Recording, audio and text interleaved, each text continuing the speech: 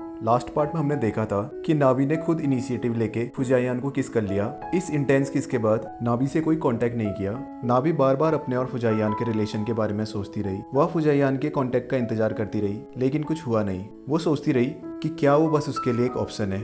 इसी दौरान फुजायान एयरपोर्ट पर एक लड़की को रिसीव करने गया जिसका नाम था शिवा। देखकर साफ लग रहा था कि उनके बीच कुछ खास रिलेशन है। क्लास के बाद नाभी ने एक सरप्राइजिंग सीन देखा जहां फुजायान और शिवा साथ थे और शिवा ने उसका हाथ पकड़ रखा था। दोनों के चेहरे पर स्माइल थी और वो बिल्कुल रियल लग रही थी। नाभी एक बार फिर सोच में पड़ गई क्योंकि उसे समझ नहीं आ रहा था कि वो फुजायान के लिए क्या बस एक ऑप्शन है। उदास नाभी सामान खरीदने सुपरमार्केट गई जहां उसकी मुलाकात उसी के डिपार्टमेंट के एक जूनियर किम उन हान से हुई। वो वहां पार्ट टाइम जॉब कर रहा था और नाभी को काफी पसंद करता था और जाते समय उसने नाभी का कांटेक्ट भी लिया। अगले दिन किम फ्रूट्स लेकर नाभी से मिलने गया और उसकी बनाई कई मूर्तियों की तारीफ करी। दोनों के बीच बातचीत काफी अच्छी हुई और बातों ही बातों में किम ने नाभी को मूवी के लिए इनवाइट किया। तभी अचानक फुजायान वहां आ गया और नाभी के कंधे पर हाथ रख दिया। फिर किस वाले किस्से को लेकर बात छेड़ दी और यह जताने लगा कि नाभी उसकी है। ये सब सुनकर नाभी को काफी गुस्सा आया। उसने फुजायान को बाहर ले जाकर साफ साफ कह दिया कि वो किसका जिक्र ना करे और उसके जज्बातों के साथ ना खेले।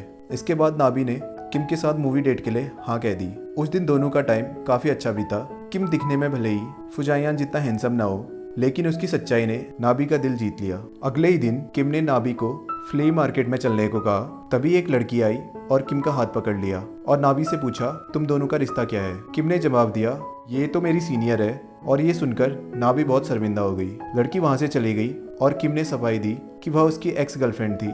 लेकिन ये सब फुजायान ने देख लिया। बेचारी नाभी को एक बार फिर एहसास हुआ कि वो बस एक ऑप्शन भर है और वहां से चले गई। रात को फुजायान का कॉल आया। उसने नाभी को खांसते हुए सुना और पूछा, क्या तुम बीमार हो?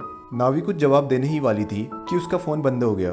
बॉडी की हालत ठीक न होने के बावजूद नाभी दवाई लेकर बाहर गई। जब वापस आई तो देखा कि उसके घर के सामने पुलिस खड़ी है। दरअसल फुजायान को उसकी फिक्र हुई और उसने पुलिस को फोन कर दिया। ये देखकर नाभी बहुत इमोशनल हो गई।